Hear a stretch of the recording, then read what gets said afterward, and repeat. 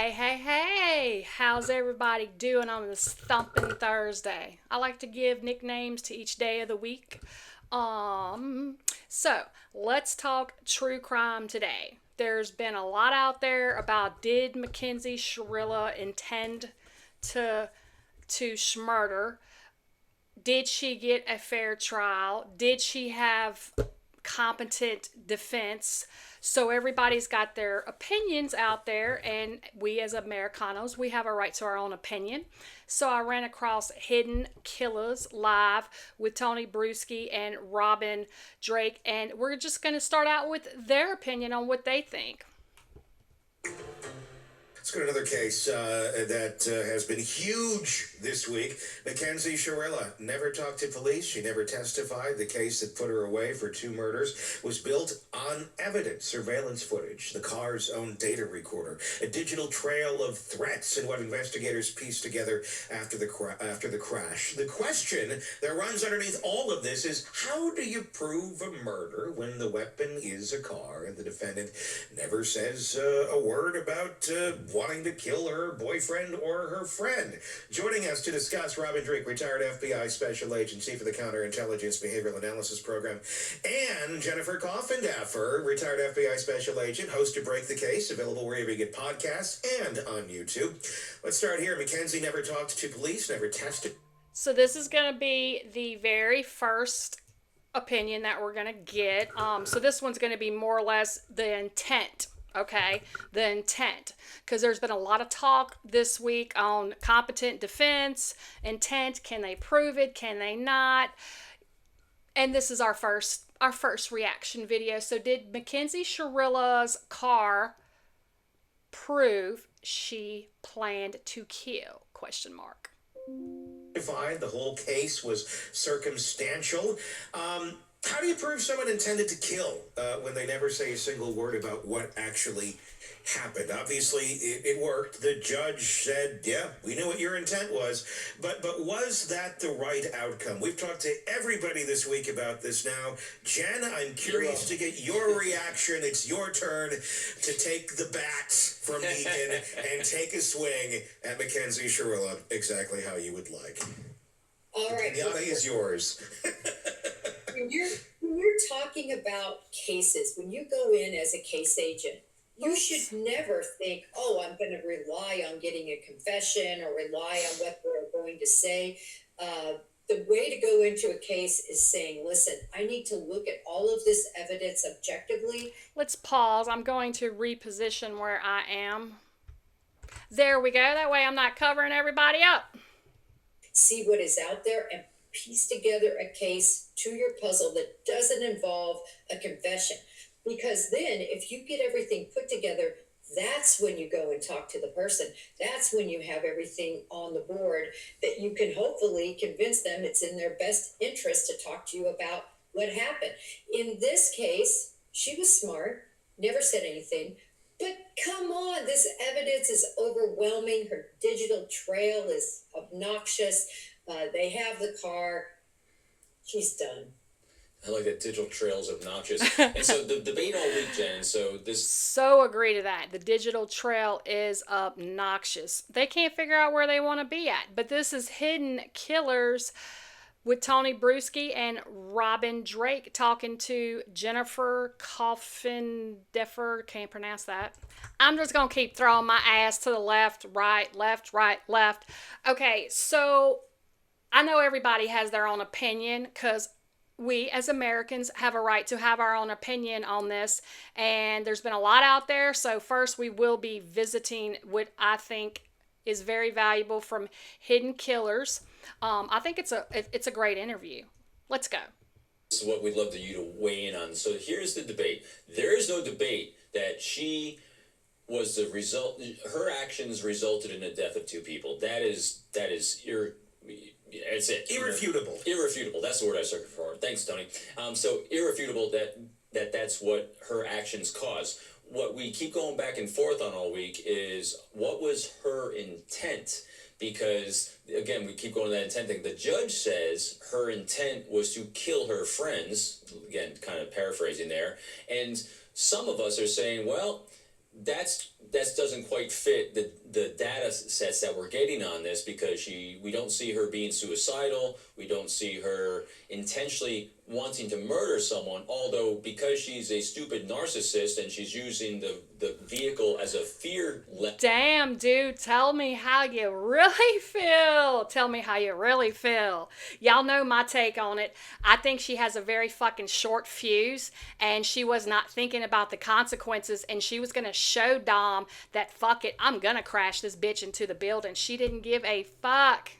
Of manipulation, like she's already done before, that her intent was to manipulate people's compliance, and they happen to die, and including almost herself. And so I guess that's what we're kind of looking at, is where do you line on that from what you're seeing from your experience? Do you think the intent was to murder, or is the intent to use fear and they died because of her stupidity? I think the intent was to murder. Man, I love this retired FBI agent Robin Drake. Man, I'm just like saying, dude, tell me how you really feel. I love it. I agree with this judge on this. Look at what we have before us. 2 dead people. Mm-hmm. So Cool. That's where I lie on it. You don't race a car at humans and not think they're going to die unless you just literally don't understand the outcomes 1,000% agree. Let me know what y'all think in the comments. of something like that. And that's where I think it lands. Yeah, and that's where we're going back and forth. Yeah. Did she understand? Just like some idiot that doesn't understand the power of a weapon, of a gun, if you will. All right, you're going to notice that Tony Bruschi is brutally honest, and he's going to tell us how he really feels. He's not going to hold back. Obviously there are certain things you do and don't do with a weapon, loaded or not. You take it seriously. There's idiots out there who don't understand that wave them around, that do stupid shit. And then sometimes, oh, surprise, that's a loaded weapon and you thought it wasn't, and it fires and it shoots somebody. Now, because they were stupid and waving it around doesn't mean that they intended to murder somebody, but the result of their stupidity and their actions and their... Man, I'm telling you, Tony Bruschi, I'm going to have to watch more of what the hell they're putting out, because I like to tell people how I really feel. I don't have a filter. I'd rather tell you the truth, be brutally honest with you, than just tell you shit you want to hear, because then I'm lying, and I don't lie. Well, I don't like to lie. Narcissism and all of that resulted in this. Is this similar to that? How is this different than that, I guess? In your opinion, from the evidence, what stands out to you, Jen, that makes you say, just like the judge did, that this is beyond just recklessness or stupidity? What's landed with you? I think what's landed with me is the obvious nature of, she would understand what a car would do. We're not talking about... My opinion only. I think she's given Mackenzie Shirilla way too much credit for understanding what a car would do. What was that word she couldn't spell a while back? It was the most simplest word. It'll come back to me, but she was didn't even know how to spell it. A 3-year-old in looking up and not understanding the breadth of force of a vehicle. So I just do not buy anyone who murders people with a car saying, "Oh, geez, I had no idea I could do that." Do you think? I'm going to say my opinion only. I disagree with that. I think that she's stupid enough to be like, oh, I didn't know. I think she was out there to scare Dom, to prove to him that she was going to speed that motherfucker up 1,000. Toyota Corollas don't even go 1,000. They barely push 100. She was out to prove her point to him. Personal opinion, don't think she intended to him, but it just happened. And she did it so fast, she did not think about any of these fucking consequences. My opinion only. Is being logical. Do you think she went into it with the intent of killing herself, or do you think the narcissism, the ego, didn't even consider that, hey, you might die as well? I think when people do these types of crimes, that they are more focused on the intent to kill than they are what could happen to them in these particular cases. And in this case, that's how I see it. I see that her decision did not keep into account what could happen to her, the extent of what could happen to her. Do you think it was then, and I can see that. 1,000% agree that she did not think about what could happen to her. I don't think she was thinking about what could happen to anybody because she did not care. She was looking for control. She controlled Dom. She wanted to prove that she was still in control, and that's why she did what she did. Again, my opinion only. Let me know what y'all think in the comments below. We all do have a right to our own opinion, you know. If she's so blinded by rage and so blinded in the moment, and that's why I guess where my question's going, do you think this was then premeditated, that she had an intent beforehand to kill them, or was she caught up in the moment? Very interesting what this I think she's ex FBI lady has to say.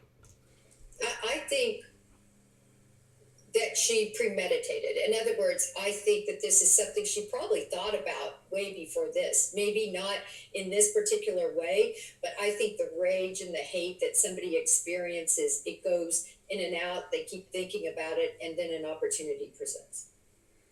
And what do you think then about the reactions that, again, the only data we really have is how Netflix edited it, so we're kind of limited in that cut that we had. So we had two things that stood out to me, which were data points when assessing this as well, was how the parents shared her reaction when finding out about Dom being murdered, killed, as well as his friend and her friends in the back seat.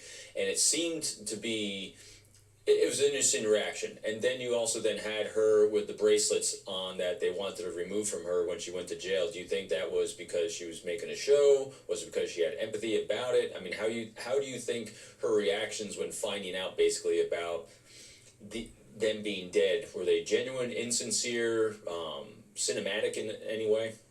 Well, definitely cinematic, but having said that, there are some people that actually. Do you guys think it was for show or did she really mean it? I think a little bit of both. It was for show. She is crying, all this upset, crying shit. It's because something bad is happening to her that she wasn't expecting. My opinion. Once everything happens, the gravity of the situation, they actually do have some regret. And I think that this could be a combination of possibly some regret, but mostly a show. The parents have been making headlines all week. I know you've seen it, I've seen it, we've all seen it. We've all been subject. Her parents are quite entertaining, and not in a good way, but they definitely kept entertaining me. I always used to think, man, I had my first kid at 21. I really fucked shit up, you know, because I don't come with a handbook, right? Well, now I look at Natalie and Steve Shirilla, and I'm like, A++ across the board, baby. To the parents of Mackenzie Shirilla's verbal diarrhea on the internet over the last couple of weeks. I love the way he just put that. Here. Do the parents, I mean, it's a very broad question. I don't really know the mechanism to which it would be handled, but do the parents bear responsibility in any way, shape, or form for what their daughter's actions were? Oh, before she answers, and she's FBI and I'm just a normal person. Her parents are 1,000% responsible for her being who she is. They fucking sucked as parents. They were letting her be her own parent. My opinion only. Let's get the intake of someone who's FBI. I don't think so in this case. No. Nope. I can't see it. I can't see the connect. Just no criminals there, right? Yeah, I mean, because that's the interesting thing. I don't see the connect other than just really irresponsible parenting. I mean, is this just simply a look into a world of, well, here's how the sausage is made. When you make it that way, when you follow this recipe, this is what you get. Surprise, surprise. What's your reaction to so many folks when they see Mackenzie's reaction from prison? They look at it as, oh, she's dismissive or she's not taking this seriously. We've heard some of the phone calls between her and her mother. What's been your reaction to the communications between the parents and Mackenzie from behind bars that we've been? I'm going to give you my reaction first because obviously my reactions are completely opposite of Jennifer's, which there's no right or wrong. Although she's either FBI or ex FBI, so I'd probably go with her opinion better than me. I'm just like an insurance agent, like. So I think Mackenzie has always been like that. So I think anything that she's doing right now should not be surprising to anybody. And privy to. I really believe that people like Mackenzie, she had in her mind what is going to happen once I'm behind bars. In other words, this isn't just like you're thrown into something and you have to react. This is something she had imagined in her mind. What was she going to act like? What was the relationship going to be like with the parents, these conversations and everything? So I guess, I don't know, to sum it up, she was ready for it, and we're seeing Mackenzie. I don't think there's anything further beyond that. That's really I'm just going to give you my opinion only.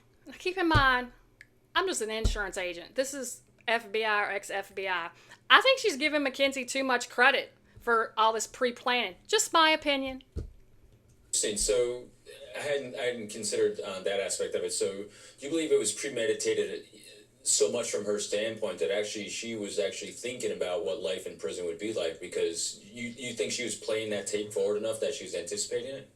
I do. I really do. I think that is what makes sense to me in terms of a lot of these people. Okay, I get it. I can tell you why it don't make sense to me. I don't deal with these kind of people professionally. I only deal with idiots every day. Sorry, but my profession is full of fucking stupid.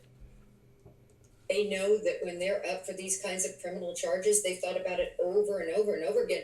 Just think with anything in our lives, something that is huge, whatever that might be, that could be our future, how you think about it, even like a move, right? Okay, whatever. And I think that was played out for her.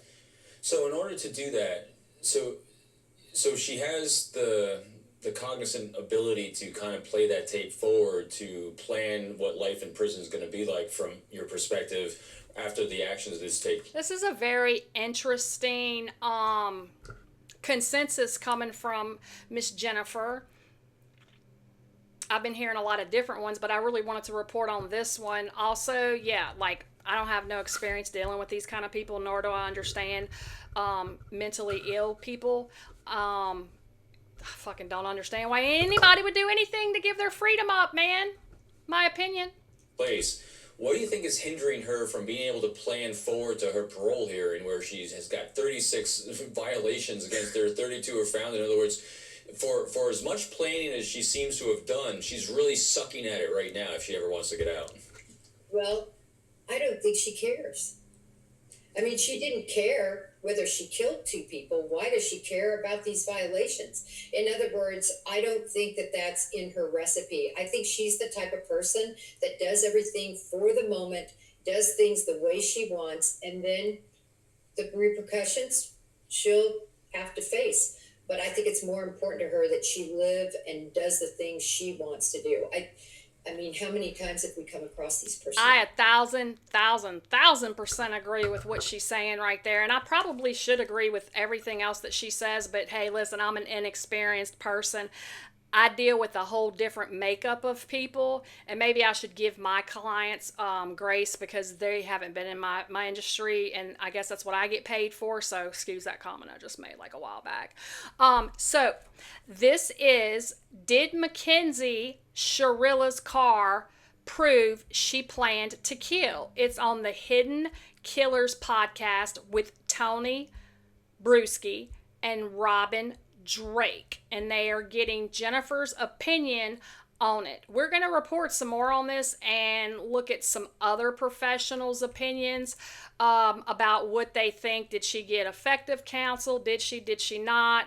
So definitely getting, the insight from like law enforcement's obviously a lot more valuable and reliable than, just, I don't know, just an everyday person like me. But, we live in America. We all have the right to our own opinion. Let me know what you guys think in the comments below. I hope that you guys are having and have a thumping Thursday. That just means rockin' Thursday.